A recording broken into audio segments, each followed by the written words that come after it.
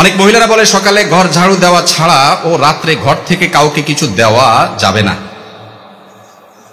ও সকালে ঘর ঝাড়ু দেওয়া ছাড়া কাউকে দেওয়া যাবে না, রাতে ঘর থেকে কিছু দেওয়া যাবে না। কিছু হাদিস আছে, হাদিসটা হলো হাদিসুন নেসা। হাদিসুন নেসা বুঝেন?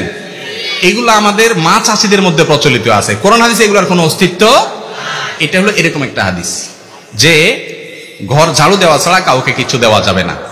এগুলোর পিছনে বিভিন্ন ভিন্ন ধর্মী মানুষদের বিশ্বাস আছে, কাজ করে। এরকম আরো অনেক কিছু আছে, কিছু জাল হাদিস আমি চিন্তা করছি এগুলো নিয়ে, এগুলো কেন বানাইছে, কারা বানাইছে। সৎ উদ্দেশ্যে কিছু জাল হাদিস বানাইছে, সৎ উদ্দেশ্যে জাল হাদিস বানাইলেও সেটা অসৎ কাজ, হারাম কাজ। যেমন রাতে নখ কাটলে কি হয়, রাতে নখ কাটলে ওই যে নক্ষুনি হয়, বাচ্চা বলছে, দেখছেন? এটা হয় সেটা হয়, দেখছেন? মুখস্থ এদের। আচ্ছা, রাতে নখ কাটলে কোরআন হাদিসে কোথাও নিষেধ নাই, আপনি রাতে কাটেন দিনে কাটেন। এটা আমার মনে হয় কোন সময় মুরব্বীরা চিন্তা করছে, পোলাপান রাতে নখ কাটতে গেলে অন্ধকারের মধ্যে, তখন হারিকানে মেমবাতিতে আপনার চেরাগের আলোতে কি আর আলো থাকে, কাটতে গেলে হাত টাত কাটতে পারে, এজন্য হয়তো পোলাপানের একটা হাদিস বানাই দিছে আর যে রাতে নখ কাটলে এটা হয়, যাতে দিনে কাটে। বাবা এটা তখন হয়তো ঠিক ছিল, আলো ছিল না, ফকফকা আলো, দিনের চাইতে বেশি আলো, কারণ যদি সুবিধা হয় সে কাটবে, কোনো অসুবিধা নাই। একইভাবে দেখবেন যে আপনার অনেকে বলে, হুজুর শুনছি বই খোলা রাখলে, পড়ার বই খোলা রাখলে শয়তান পড়ে ফেলায়।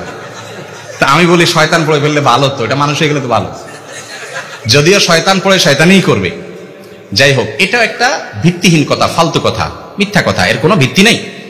ভাই শয়তান যদি বই পড়তে চায় সে খুলেও পড়তে পারে। আর শয়তান সে তার জন্ম হয়েছে কত আগে, তার সব মুখস্থ, আপনার বই পড়ার দরকার নাই তো, সে তো পরীক্ষা দিবে না। এগুলো অযথা কথা। আমার মনে হচ্ছে এটাও কোনো মুরব্বীরা বানাইছেন এই জন্য যে পোলাপান বই খোলা রেখে দৌড় দেয় এদিকে সেদিকে, বাতাসে মোরগে এটাতে সেটাতে, গ্রামে গঞ্জে অসুবিধা হয়, ছিঁড়ে যায় পাতা পুতা, পোলাপানে ছিঁড়ে ফেলা, এই জন্য যাতে বন্ধ করে থুয়া যায়, দায়িত্বশীল ভাবে গোছায় থুয়া যায়, এই জন্য একটা হাদিস মিথ্যা বানাই দিছে আর কি, যেটা হইলে শয়তান পড়ে। বুঝেন নাই কথা? এরকম অনেক কিছু আছে। কোরআন হাতে থেকে পড়লে কি করা লাগে, ওই যে ডাল দিতে হয়, চাল দিতে হয়, লবণ দিতে হয়, এক এক এলাকায় এক একটা আছে। এটাও জাল হাদিস।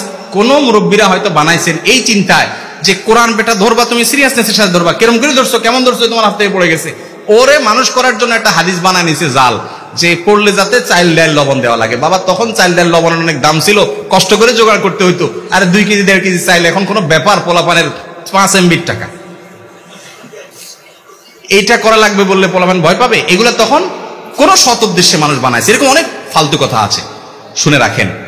এই কথাগুলো মনে হচ্ছে খুব সহজ কথা, সহজ কথা না, এগুলো অনেক বড় কথা।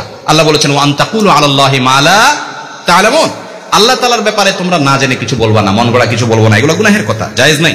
আল্লাহ আমাদেরকে বুঝার তৌফিক দান করুন।